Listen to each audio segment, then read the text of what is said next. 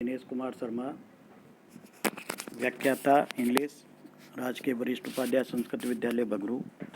आज हम कक्षा 10 की पुस्तक है फुटप्रिंट विदाउट फीट, उसका चैप्टर 6 का सेकंड पार्ट पढ़ेंगे।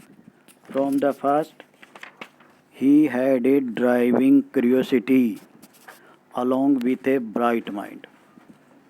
फ्रॉम द फर्स्ट यानी शुरुआत से ही हैड वह रखता था ए ड्राइविंग क्यूरियोसिटी का मतलब है सशक्त जिज्ञासा, कुतूहल। Along with a bright mind का मतलब तेज दिमाग के साथ सशक्त जिज्ञासा भी वो रखते थे। ही also had a mother who encouraged his interest in learning. उनके एक माता भी थी, यानी उसकी जो माता थी वो एनकरेज्ड, जो उत्साहित करती थी, प्रोत्साहित करती थी, हिज इंटरेस्ट उसकी रुचि को। रुचि किसमें? इन लर्निंग, पढ़ने में जो उनकी रुचि थी उसको प्रोत्साहित करती थी उसकी माता। She took him on trips, वह उसको घुमाने के लिए ले जाती थी, ट्रिप्स पे ले जाती थी। bought him telescopes, microscopes, cameras, mounting materials and other equipments. bought यानी उसकी माता ने खरीदा हिम उसके लिए क्या क्या खरीद के दिया। टेलीस्कोप भी दिया, टेलीस्कोप मतलब दूरदर्शी, दूरबीन। माइक्रोस्कोप यानी सूक्ष्मदर्शी। कैमराज फ़ोटो खींचने के लिए कैमरा। माउंटिंग मटेरियल्स मंडने वाली सामग्रियाँ। एंड अदर इक्विपमेंट और दूसरे उपकरण।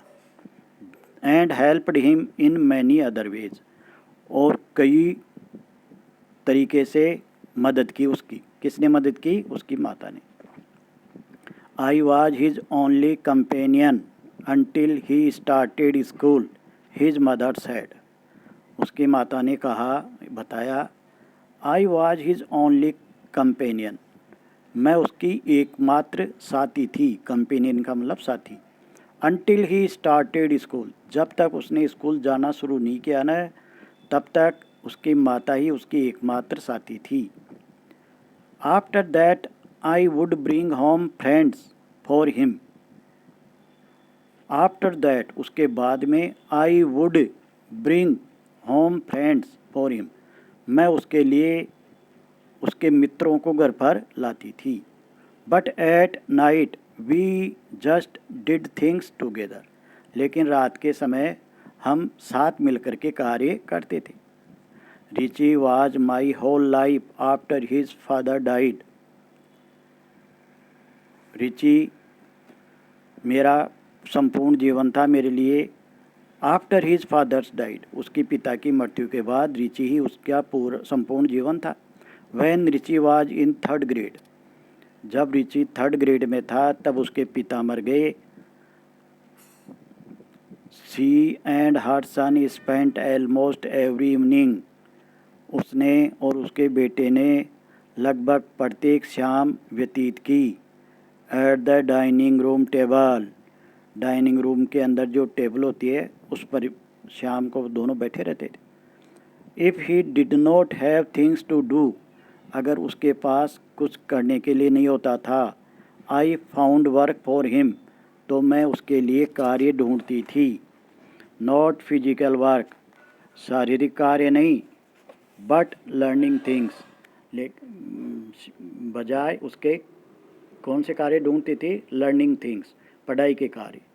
हिज मदर सेड, ये बात उसकी माता ने कही। ही लाइक्ड इट, और वह यह पसंद भी करता था। ही वांटेड टू लर्न, वह सीखना चाहता था। एंड लर्न ही डिड, और उसने सीखा भी। He earned top grades in school, उसने स्कूल में टॉप ग्रेड प्राप्त की। Only every day things he was just like every other kid, his mother said, उसकी माता ने बताया। ऑन एवरीडे थिंग्स यानी रोज़ाना के कार्यों में, ही was just like other kids, दूसरे बच्चों की तरह ही था। By the time he was in the second grade में जब वो आया तब तक एब्राइट had collected all 25 species of butterflies.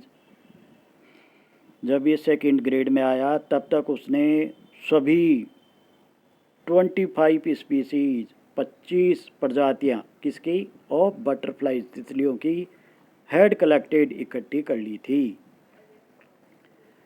Butterflies found around his home town, उसके गृह कस्बे के आसपास जो तितलियाँ मिलती थी 25 प्रकार की, वो सब उसने सेकंड ग्रेड में आते हुए इकट्ठी कर ली थी।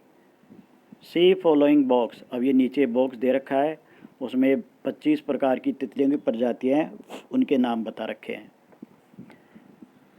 That probably would have been the end of my butterfly collecting, he said. उसने बताया संभवतः वह That probably would have been the end of my मेरा जो तितलियों का संग्रह करना का कार्य था ना, वह उसका संभवतः अंत था, क्योंकि उतनी प्रकार की वहाँ पर तितलियाँ पाई जाती थी। But then my mother got me a children's book, लेकिन तभी मेरी माता मेरे लिए एक पुस्तक जिसका नाम है चिल्ड्रंस बुक नाम की पुस्तक लेकर आई। Called the travels of monarch 10, और उस किताब का नाम है द ट्रेवल ऑफ मोनार्क तितली की प्रजाति का नाम है, और एक ये 10 उसका है नाम मोनार्क। ये किताब लेकर आई।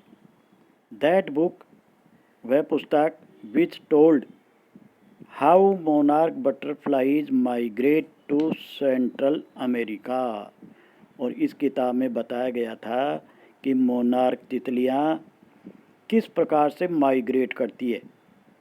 माइग्रेट का मतलब एक स्थान छोड़कर दूसरे स्थान पर चले जाना, देशांतरण कहते हैं उसको। टू सेंट्रल अमेरिका, यानी वहाँ से मध्य अमेरिका में कैसे वो देशांतरण करती है, ये बताया गया था उस किताब में। Open the word of science to the eager young collector, और इस बात ने जो ये युवा संग्रह करता था ना, जिज्ञासु, ईगर यंग कलेक्टर, जिज्ञासु युवा संग्रह करता, तो ये जो उस किताब में बात बताई ना, मैं तितलियों का माइग्रेशन कैसे होता है, इसने उस युवा जिज्ञासु संग्रहकर्ता के सामने साइंस का संसार खोल दिया। पार्ट सेकंड ख़त्म, कल तीसरा पार्ट पढ़ेंगे।